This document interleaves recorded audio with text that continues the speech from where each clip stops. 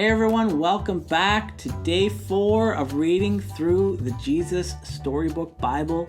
Thanks for joining us, and today we are reading A New Beginning. Time passed and many people filled the earth. Everyone everywhere had forgotten about God and were only doing bad things all the time. God's heart was filled with pain when he saw what had happened to the whole world he loved. Everywhere was disease and death and destruction, all the things God hates most. Now Noah was God's friend, which was odd in those days because no one else was. Noah listened to God, he talked to God, he just loved being with God, like you do with your best friend. Noah, God said, things have gone wrong. People have filled my world with hate instead of love. They are destroying themselves and each other. In my world, I must stop them. First, we'll build an ark. Do you know how to build an ark? Neither did Noah. Luckily, God knew he would show him. A storm is coming, God told Noah, but I will rescue you, I promise.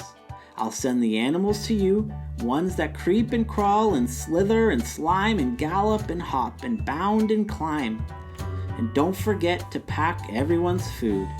The storm was going to wash away all the hate and sadness and everything that had gone wrong and make the world clean again.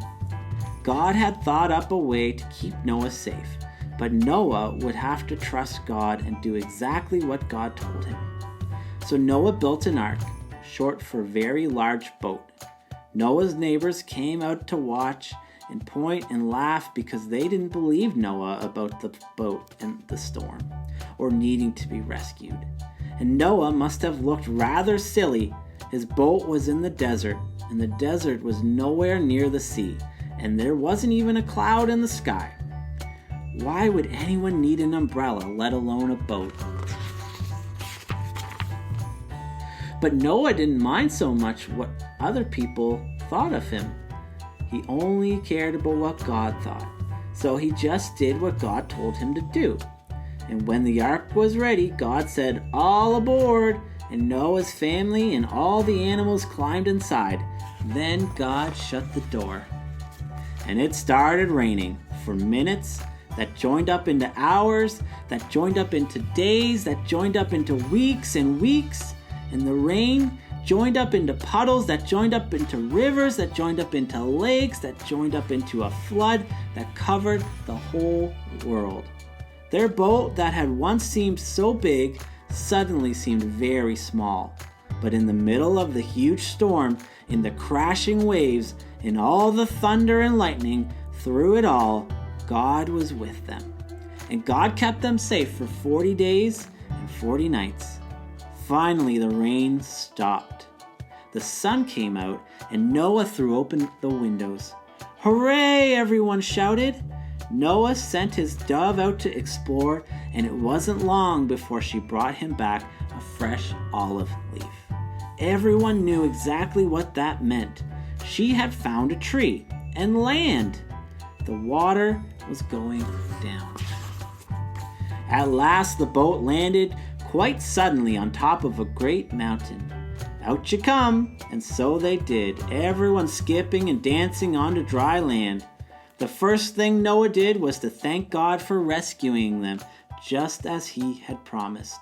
And the first thing God did was make another promise. I won't ever destroy the world again. And like a warrior who puts away his bow and arrow at the end of a great battle, God said, "See, I have hung up my bow in the clouds." And there in the clouds, just where the storm meets the sun, was a beautiful bow made of light.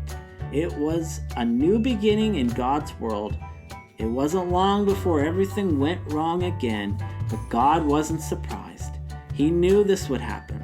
That's why before the beginning of time, he had another plan, a better plan. A plan not to destroy the world, but to rescue it. A plan to one day send his own son, the rescuer. God's strong anger against hate and sadness and death would come down once more. but not on his people or his world. No, God's war bow was not pointing down at his people. It was pointing up into the heart of heaven. See you tomorrow.